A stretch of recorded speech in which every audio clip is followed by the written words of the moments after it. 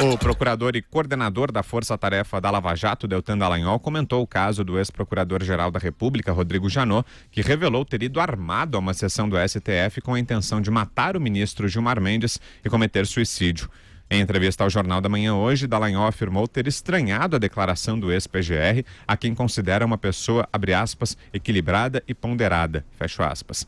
Apesar de se demonstrar surpreso com a atitude do ex-PGR, Deltan ressaltou que a vontade de matar Gilmar Mendes não pode ser classificada como crime. Ainda na entrevista, Dallagnol disse que o ex-presidente Lula não pode decidir se aceitará ou não uma progressão de pena que o faria passar do regime fechado para o semiaberto. Hoje, a juíza Carolina Lebos publicou um despacho em que pede explicações sobre o comportamento de Lula antes de avaliar o pedido do Ministério Público Federal para que ele cumpra a pena em regime semiaberto. Diga, Vera.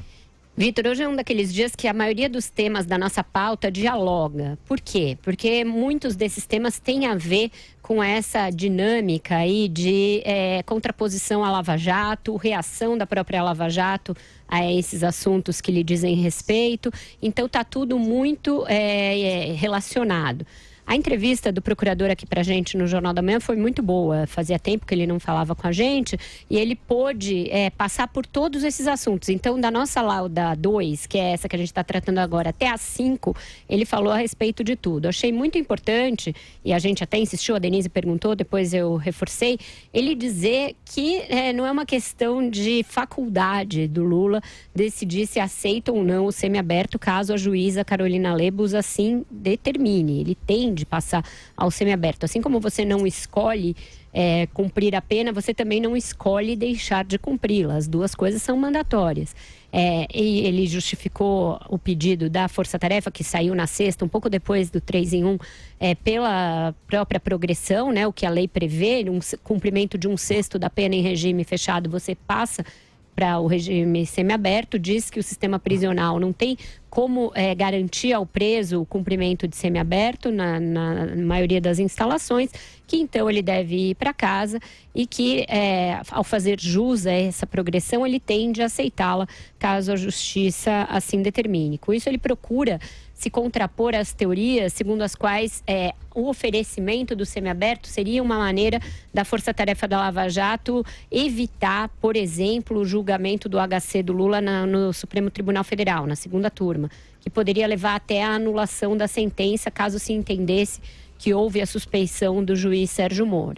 Ele diz que não se trata disso, que é uma legalidade ali, está cumprindo o que prevê a lei de execução penal e assim procurou dizer que não tem relação com isso. A defesa do Lula, o próprio Lula, estão politizando mais esse passo do processo. Assim como ele politizou todos os passos do seu processo até aqui, tá querendo se fazer de mártir quando querem colocá-lo em liberdade entre aspas, né? Colocá-lo no semiaberto, mandá-lo para cumprir o resto da pena em casa, dizendo que não vai aceitar barganhar a sua liberdade, quase dizendo que Lula preso, em vez de hashtag Lula livre. É uma contradição imensa, né? Passaram meses, mais de um ano, clamando pela soltura do ex-presidente e agora que ele vai progredir de regime, mostrando, portanto, que a justiça não o persegue, está aplicando a ele todos os benefícios que existem na legislação para todo e qualquer preso, ele faz um movimento contrário de novo para tentar se mostrar como um mártir do sistema penal brasileiro. Eu não acho que isso vai prosperar. Caso a juíza determine mesmo que ele vá para o semiaberto, ele terá de ir. E aí, a partir disso, vai começar a fazer política fora da prisão, como está fazendo dentro, nunca deixou de fazer. Fala, Josias. Na sua fase de preso ostentação, o Lula deu muitas entrevistas na cadeia. Ele declarou mais de uma vez o que repete agora, que só admite deixar a prisão com um atestado de inocência nas mãos. Por isso, não autorizou os seus advogados a requisitarem a prisão domiciliar, mesmo tendo direito. A frase dele, que ficou célebre, foi: não trocarei a minha dignidade pela minha liberdade. Não sei se ele tem tanta dignidade assim. Liberdade é sabido que ele não tem, está em cana. Por uma trapaça da sorte, o cumprimento de 1/6 da pena do Lula chegou antes que o presidiário conseguisse provar sua alegada inocência. Significa dizer que, no caso de Lula, a saída da cadeia pode ser tão humilhante quanto a chegada. Por quê? A liberdade do detento mais famoso da Lava Jato, ela vem não como uma conquista do preso, mas como o resultado de uma concessão prevista nessa nossa generosa legislação penal. Como explicou o procurador Deltan Dallagnol, o Ministério Público tem a obrigação de requerer o benefício caso a defesa do preso não o faça. Até porque o Estado pode ser responsabilizado se mantiver condenados em cana além do prazo legal, responsabilizado por descumprimento de prazo e por alguma coisa que aconteça com o preso nas dependências de uma instalação do Estado.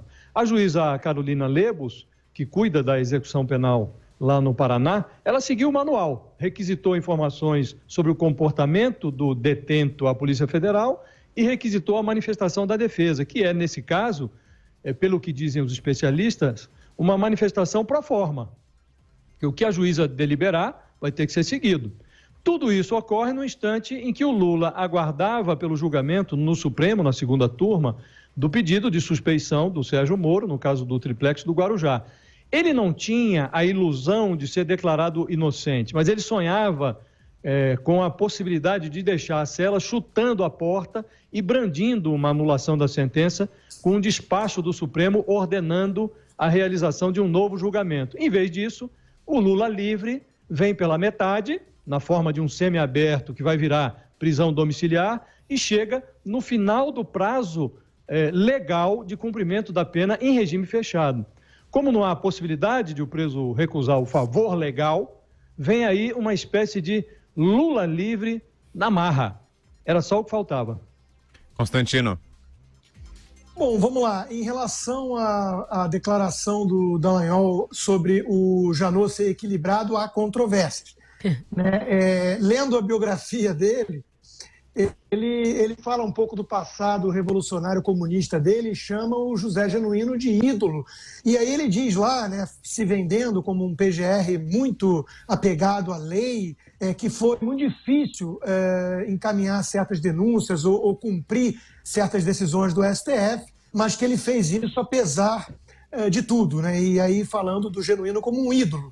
Bom, um sujeito que confessa que foi armado para o STF com o intuito de assassinar um ministro e se matar depois, não me parece o mais equilibrado dos seres humanos e em faculdade perfeita para tomar decisões dessa monta. Vamos lembrar da operação meio Arapuca ali com o ex-presidente Temer também, envolvendo Joesley Batista. Então, cada um que acredita, se quiser, que ele tomou todas essas decisões como PGR de forma muito equilibrada e racional e seguindo estritamente a lei e não o seu coração que pertence à esquerda, como ele confessa no livro. Né? Eu peço vênia para suspeitar de que não foi bem assim a sua gestão à frente da PGR. Sobre o Lula, em primeiro lugar, ele não tem realmente nada que escolher ou que aceitar. Ele tem que cumprir a lei. Segundo, essa decisão de, por bom comportamento, levá-lo para o semiaberto, mostra como o nosso sistema penal é frouxo, né? Como a impunidade impera em nosso país. É bom para escancarar esse tipo de coisa e chamar a atenção. Terceiro, o Lula fala em perder dignidade, prefere não ter liberdade a perder a dignidade. Só se perde aquilo que se possui. Lula já deu todas as demonstrações possíveis de não ter um pingo de caráter ou dignidade, né?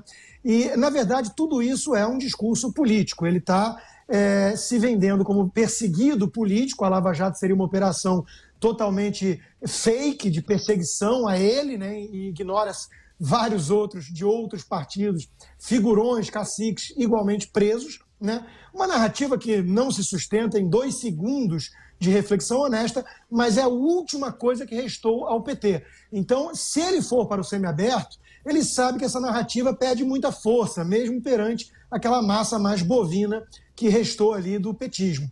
Então, ele precisa manter-se preso para poder continuar com essa narrativa de preso político, dando entrevistas e fazendo discursos. É óbvio que ajuda muito o fato dele estar num spa VIP. Se ele tivesse em Tremembé ou em Bangu, eu acredito que ele ia fazer um esforço maior para ter o benefício que muitos bandidos como ele acabam tendo no Brasil do semiaberto antecipado, né?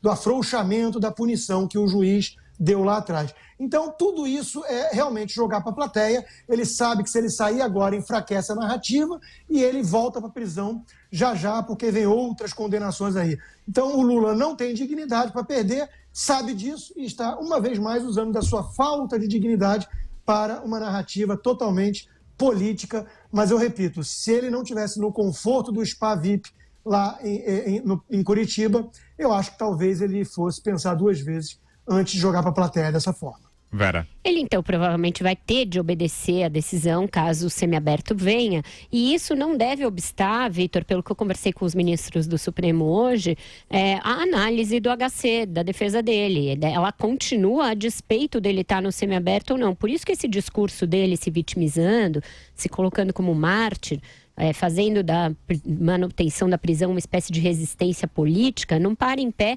nem em razão das alegações dele. Ele pode continuar buscando a sua inocência, pedindo isso na justiça, embora eu acho que ele vai ter muita dificuldade em obter, e não precisa para isso estar cumprindo a pena em regime fechado. Uma coisa não tem a ver com a outra. Mesmo que também os procuradores tenham procurado esvaziar esse pedido, ele continua valendo, ele continua sendo aceito e continuará sendo analisado pela segunda turma do Supremo. Existe uma possibilidade, inclusive, de a segunda turma analisar esse HC ainda neste mês. Tem uma movimentação toda ali para que isso seja feito ainda nesse mês. Está com pedido de vistas. Né? Esse mês termina hoje, né? Eu já estou com a cabeça em outubro, você tem razão, eu estou pensando em outubro. Porque já está há muito tempo esse pedido de vista concedido, o Gilmar colocou na pauta, depois retirou, e isso deve sim entrar na pauta da segunda turma nas próximas semanas.